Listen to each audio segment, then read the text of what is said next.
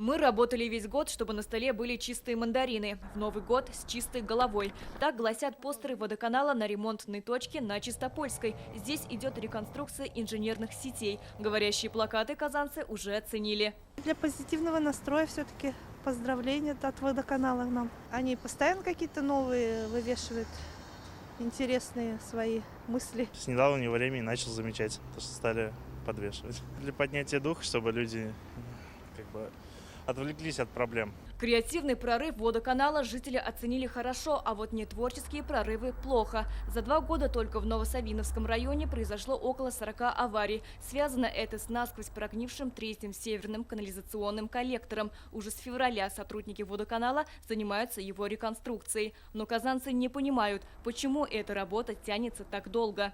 Ну, конечно, неудобства постоянные. Заезд, допустим, даже на эту же парковочку, да. Зайти нужно все обходить вокруг. Хотелось бы, конечно, чтобы скорее все это закончилось. Это продолжается уже не знаю сколько.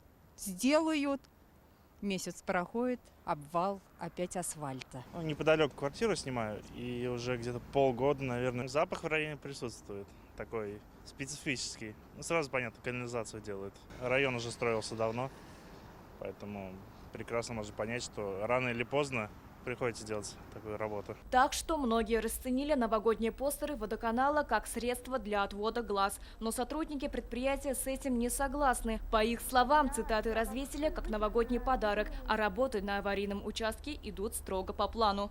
Мы идем в графике, не отстаем. Самое главное, что у нас оборудование доставлено. И необходимые материалы тоже все имеются. То есть там уже, в принципе, дело за малым.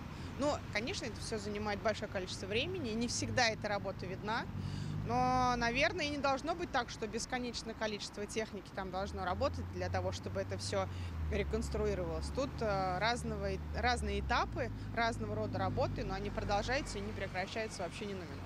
Ну вот он, забор стоит, но почему бы немного его не разукрасить? Внести нотку позитива в такие долгосрочные работы. Новогодние плакаты у водоканала не первые. До этого они уже украшали город постерами, посвященными Дню влюбленных, космонавтике и 8 марта. Сирина Сахапова, Владимир Гурьянов, ТНВ, Казань.